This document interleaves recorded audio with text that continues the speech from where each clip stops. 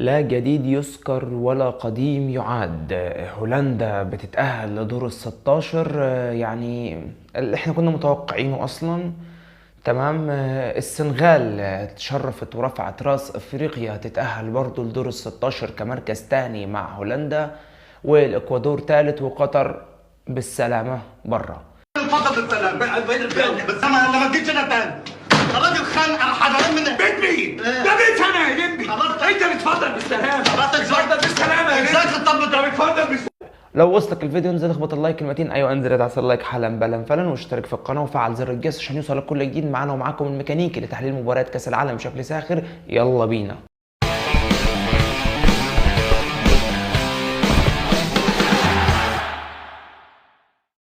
زي ما قلنا مفيش جديد يتذكر في المجموعة. هولندا تأهلت أول، السنغال تاني، هولندا بسيناريو متوقع للغاية قدرت إن هي تكسب قطر 2-0 عن طريق جاكبو حط الهدف الأول وفرينكي ديونج الهدف الثاني، وبكده قطر صفر ما سجلتش غير هدف واحد، 0 نقاط، ودعت البطولة بأسوأ انطلاقة وأسوأ كبلد مستضيف بتشارك في كاس العالم، يعني احصائيا خالص. اللي هي قطر ما هي ما فيش احصائيات اصلا، ومحمد منتاري هيقعد يذلهم زي عبد الغني و30 سنه قدام على الجون اللي حطه في السنغال. انت شو بتعمل؟ انا الوحيد اللي جبت جون في كاس العالم. ومجدي عبد الغني وضرب الجزاء وجول. اوعوا حلقه النهارده تنسيكوا جوني في كاس العالم. اوعى المؤتمر الاقتصادي ينسيك الجون بتاعي في كاس العالم. واوعوا الجايزه تنسيكوا الجون بتاعي في كاس العالم. السنغال والاكوادور ماتش قوي جدا، ماتش بدني لابعد الحدود. السنغال بتثبت حرفيا في الماتش ده ان هي لا هي يعني استحقت الصعود على مصر. احنا مش هنكدب على بعض، يعني هي السنغال كده كده، لا السنغال كانت فعلا هي مؤهله يعني بسكواد يعني قوي جدا ان هي تصعد، حتى ما تاثرتش بغياب ساديو ماني، صعدت دور ال 16 وهو ده كان المطلوب من السنغال ان هي تعمله.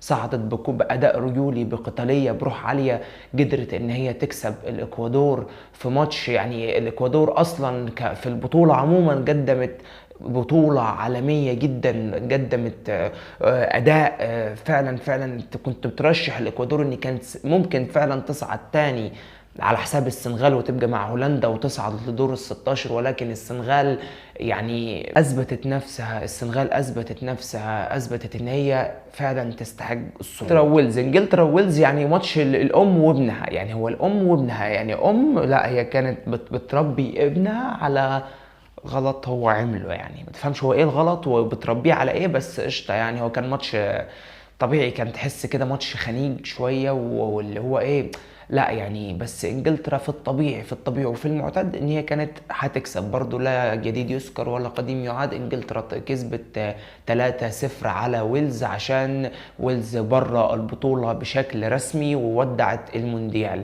طيب الناحية التانية ماتش النووي، ماتش ضرب النار، امريكا وايران انت بتشوف ماتش ايران عايزه تعادل، تحس ايران نازله لا احنا عايزين نتعادل والدنيا كده تمشي بينا حبي ونتعادل ونطلع بنقطه عشان ايه نصعد مع انجلترا، بس ده ما حصلش. امريكا بتأبى تعادل، امريكا كان لا بديل عن الفوز عشان تصعد مع انجلترا في المجموعه لدور ال 16.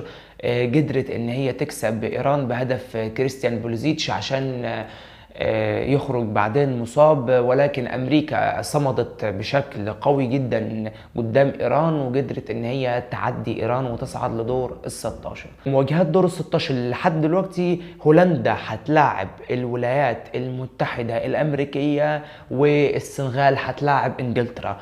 ويرجعوا لحلقه التوقعات، انا توقعت المواجهتين دول، انا عداني العيب وعملت اللي عليا. بس تيجي تسألني يا ميكانيكي هو السعودية قادرة ان هي تعدي المكسيك؟ والله حبيب قلب الميكانيكي، يعني هو السعودية ممكن انت في ظل ان المكسيك ما عندهاش مهاجم فعال، ما عندهاش حد يعرف يملك الكورة اساسا من الدفاع للهجوم، مفيش ترابط ومفيش كيمستري في منتخب المكسيك عموما تقدر تشوف فيه انه لا المكسيك يمكن تقدر تعمل حاجه قدام السعوديه. بس السعوديه لو نزلت بنفس الروح اللي نزلت بيها قدام الارجنتين لا، هي السعوديه تقدر.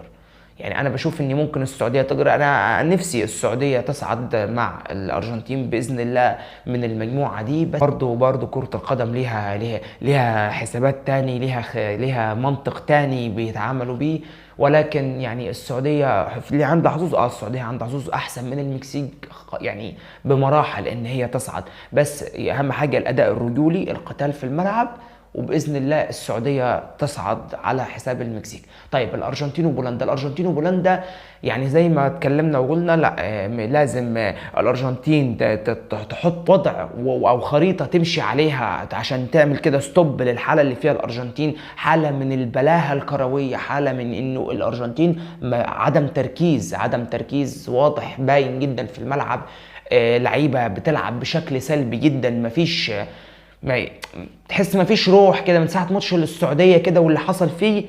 يعني الارجنتين مفيش روح خالص تلعب كده اللي هو بتمشي كوره وخلاص، وهو عندنا ميسي لديكم لا خوف عليكم، عندنا ميسي هيفك لنا الماتش. بس ده مش صح. ده لو الارجنتين استمرت بالوضع ده، الارجنتين ممكن تخرج من دور ال16 عادي جدا، عادي. وممكن تطلع، ده لو الدنمارك طلعت تاني مجموعه يعني عادي جدا الارجنتين ممكن تطلع على قد الدنمارك لو فضلت بالمستوى ده. ولكن احنا بنأمل ان الارجنتين بقيادة ميسي ورفاقه ان هي يعني تحاول تحسن من المستوى شوية. الارجنتين لازم تخلص الماتش من الشوط الاول، عشان تخش الشوط الثاني بكل اريحيه، تقفل خطوطها كويس، تلعب على ان هي تزود غلتها من الاهداف. بنأمل ان هو يحصل، ولكن يعني الله اعلم. طيب عندنا فرنسا وتونس. يعني انا يعني لسه كنت سامع انه في فرنسا مسمينه ده ماتش الحلاجين. ليه؟ كل البدلاء بيتكلموا في فرنسا ان احتمال المنتخب اغلب البدلاء اللي بره هم اللي يبداوا اساسيين. طبعا بعد ما فرنسا ضمنت التأهل حاليا لحد دلوقتي ب6 نقط رسميا لدور ال16، تونس هتلعب على ان هي تحاول تطلع لها بتعادل، يعني خروج مشرف، ممكن والله تكسب وتصعد، بس على حسب نتائج الماتشات التانية. عندك الدنمارك واستراليا، ماتش ضرب نار، ماتش استراليا عايزة تكسب، يعني استراليا هي عايزة تكسب. استراليا بتنافس بشدة على الصعود. عندك الدنمارك، لا احنا المفروض احنا اللي نستحق اساسا نصعد على مع فرنسا في المجموعه. ماتش فيه تنافسيه شديده جدا، الدنمارك واستراليا. فرنسا بنأمل ان النهارده ما تنزلش، هي بتستهزأ بالمنتخب التونسي خاصه عشان ضمنوا التأهل. هيلعبوا البدلاء، هنلعب على ان هو ده منتخب ضعيف جدا هنلعبه. لا هي لو كده، لا الواحد بصراحه يتمنى فوز منتخب تونس. بس يعني في كرة القدم معروفة ما تستهونش ابدا بالخصم اللي بيلعبك ايا كان مين، يعني ضعيف قوي، لا انت انزل العب بكل روح بكل قتالية، بتلعب كأنك خسران عشان تعرف تحقق اللي في دماغك وتحقق ان انت تكسب يعني بأداء بلعب. يعني كرة القدم اتعملت للاستفادة، ولكن برضو فيها تنافسية. مينفعش ان انا يعني استجل بالخصم اللي قدامي ايا كان اسمه مين. العادة ده رأيي، اهم حاجة رأيكم انتوا في الكومنتات. ما تنساش اللايك والسبسكرايب عشان تتابعني في كل جديد. معانا ومعاكم الميكانيك لتحليل مباراة كأس العالم بشكل ساخر. سلام عليكم.